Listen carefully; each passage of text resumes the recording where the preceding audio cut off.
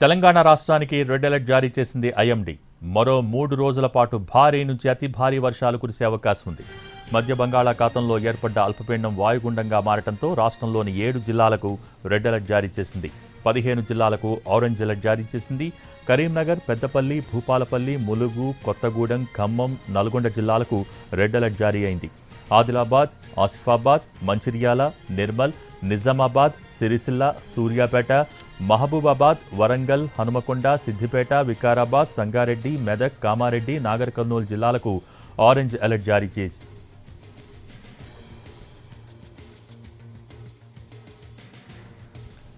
హైదరాబాద్ జిల్లా పరిధిలో సోమవారం స్కూల్స్కు సెలవు ప్రకటించింది తెలంగాణ ప్రభుత్వం. హైదరాబాద్ సహా తెలంగాణలో భారీ నుంచి అతి భారీ వర్షాలు పడే అవకాశం ఉందని వాతావరణ శాఖ ప్రకటించింది. 7 జిల్లాలకు రెడ్ అలర్ట్, 15 జిల్లాలకు ఆరెంజ్ అలర్ట్ జారీ చేసింది. వచ్చే 2 రోజులు అప్రమత్తంగా ఉండాలని హెచ్చరిక జారీ చేసింది. దీంతో ముందు జాగ్రత్త చర్యలపై సమీక్షించింది తెలంగాణ ప్రభుత్వం. సోమవారం కూడా పాఠశాలలకు సెలవు ప్రకటించింది.